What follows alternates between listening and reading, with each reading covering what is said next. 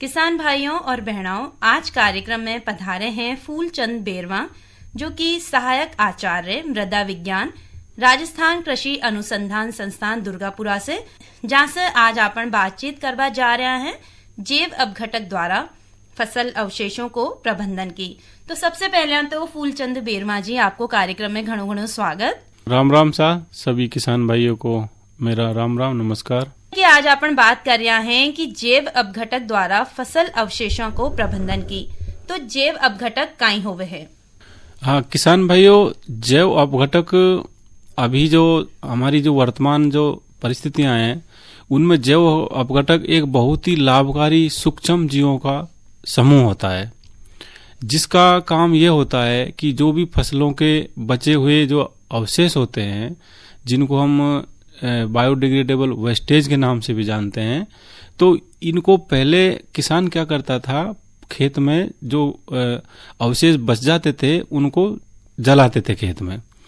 लेकिन ये जो जैव अपघटक है, ये एक ऐसे सूक्ष्म जीवों का समूह होता है जिसमें कि वो अगर इसका छिड़काव किसान भाई अगर खेत में कर दे तो जो फसलों के जो अवशेष हैं उनको जलाने की जरूरत नहीं पड़ेगी, और वो ये जैव अपघटक उनको खाद में परिवर्तित कर देता है।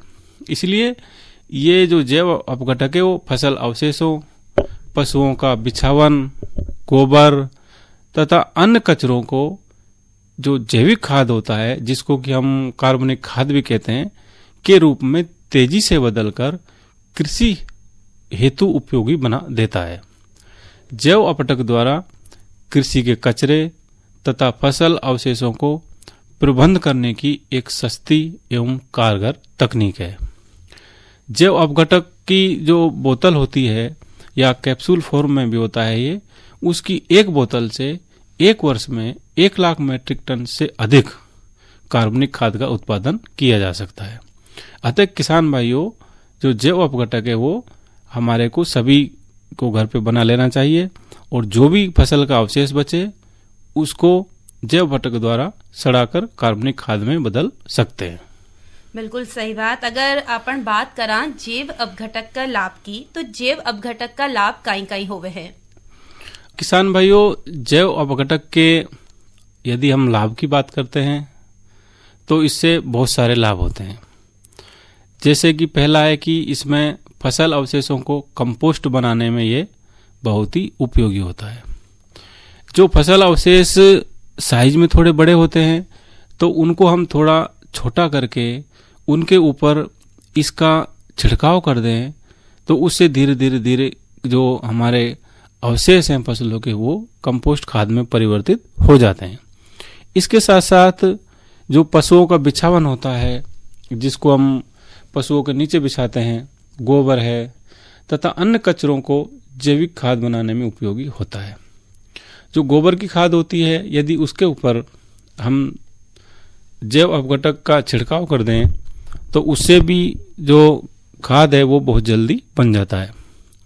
इसके साथ साथ इसका उपयोग हम बीज उपचार करके जो बीज से होने वाली विभिन्न बीमारियों का रोकथाम में भी ये उपयोगी होता है।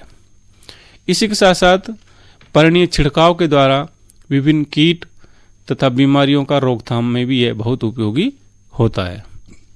जैव अपघटक का जो अभी हमारे काफी किसान भाई जो ड्रिप सिंचाई जिसको बोलते हैं हम, टपका जो सिंचाई पद्धति होती है, उसके द्वारा प्रयोग से मिट्टी में उर्वरा शक्ति में वृद्धि कर सकते हैं। जिसे कि हमने जैव अपघटक का एक बोतल की घोल बना लिया, उससे हमने ड्रम में 100 लीटर या 200 लीटर जैव अपघटक बना लिया। फिर जो हम ड्रिप जो सिंचाई कर रहे हैं जिस पाइप से, तो उस पाइप में इसको थोड़ा थोड़ा डालते हैं।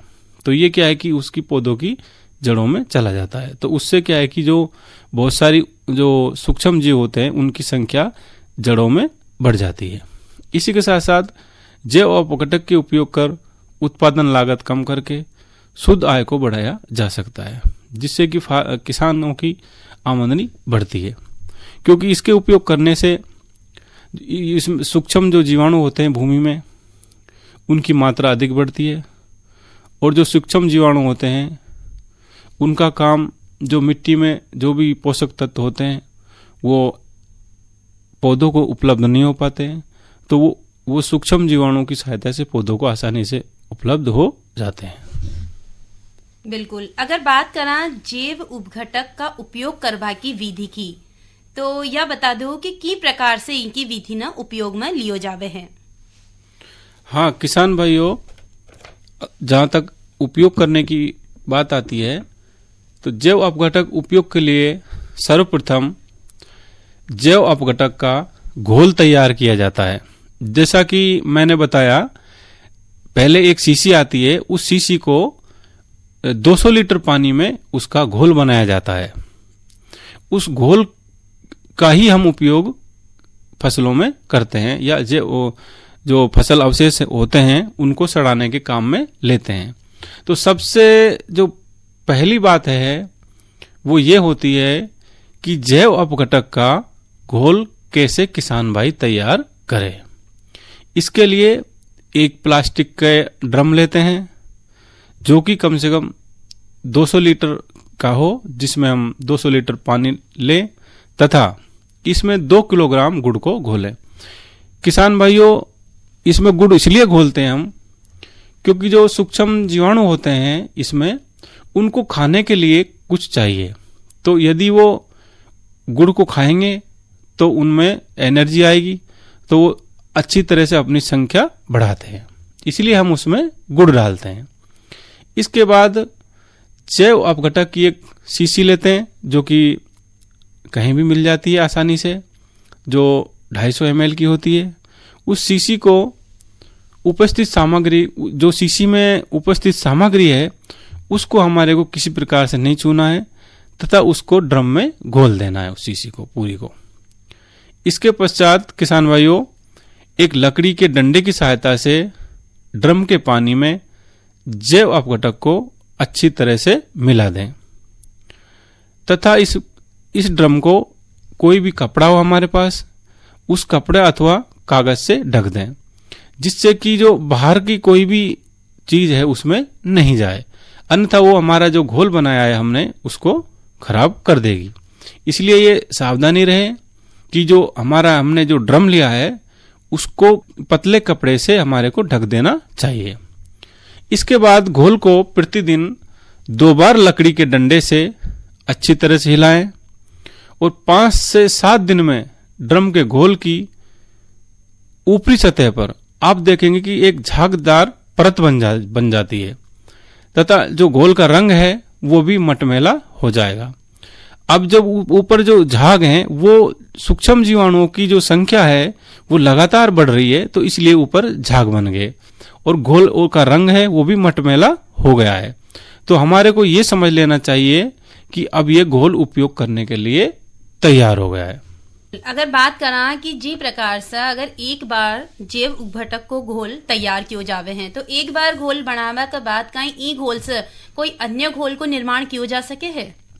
हाँ किसान भाइयों, अगर आपने एक बार घोल बना लिया है तो उस घोल को हम काफी समय तक सुरक्षित रख सकते हैं, लेकिन ध्यान रहने की इसमें सबसे बड़ी बात यह है कि उस घोल में बाहर से कुछ भी चीज नहीं जानी चाहिए, अन्यथा उसमें जो बैक्टीरिया होते हैं, जो सूक्ष्म जीवाणु होते हैं, वो धीरे धीरे मरने लग जाते हैं। इसी के साथ साथ इसमें थोड़ा सा ये ध्यान रखते हैं कि उसमें हमारे को उनको खाने के लिए टाइम टू टाइम थोड़ा आटा या कुछ थोड़ा बहुत गुड़ का घोल बना के उसमें डाल देना चाहिए।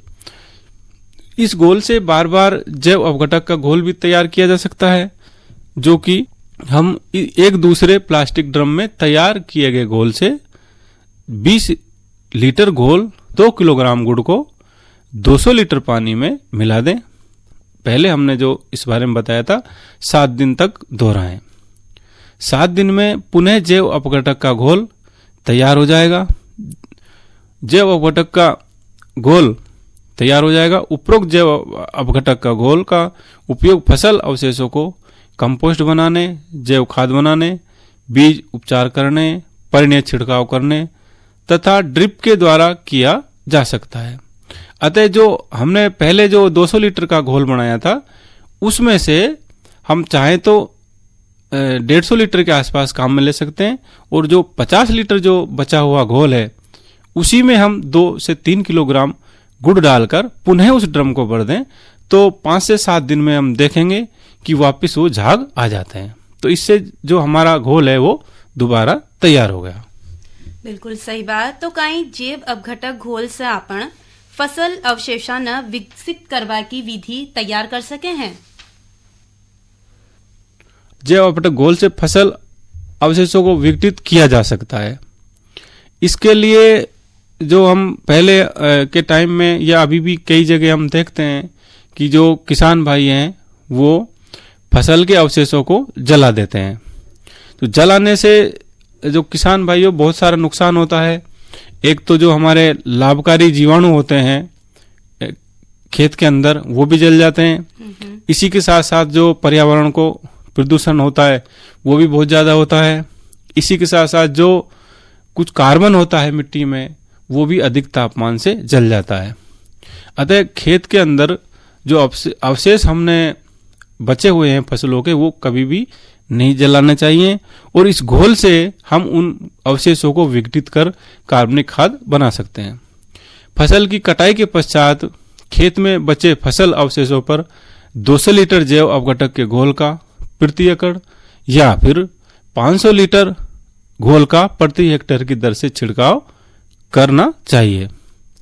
यदि जहां पर पानी की सुविधा है तो छिड़काव करने के बाद खेत में हमारे को पानी भर देना चाहिए, और जहां पर जल की कमी है वहां पर खेत में बचे फसल अवशेषों पर 200 लीटर जैव अपघटक के घोल का प्रति एकड़ या 500 लीटर प्रति हेक्टेयर की दर से छिड़काव कर छोड़ देना चाहिए। तथा जब किसान खेत में सिंचाई करते हैं तो इन अवशेषों को विघटन की प्रक्रिया प्रारंभ हो जाती है। इस प्रकार कुछ समय पश्चात संपूर्ण फसल अवशेष जैविक खाद में बदल जाते हैं। बिल्कुल सा। जैसा कि अगर अपन बात करा जैविक खाद की तो जैविक खाद आसानी से तो बनाई जा सके हैं, लेकिन अगर अपन बात करा जैव अपघटक की तो जैव अपघटक से कहीं जैविक खाद को निर्माण किया जा सके है।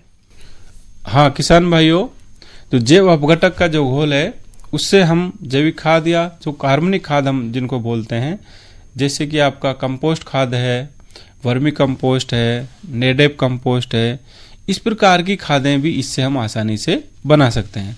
क्योंकि ये जो फसल अवशेष होते हैं या जो भी कार्बनिक अवशेष होते हैं उनको बहुत जल्दी ये सड़ा देता है।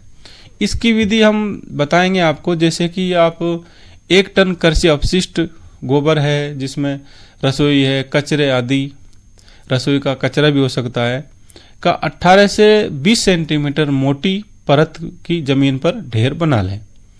इस ढेर को जैव अपघटक के घोल से गीला कर दें। इस परत पर उतनी ही मोटाई की एक अन्य परत बिछा दें। दोबारा वापस जैव अपघटक के घोल से गीला कर दें।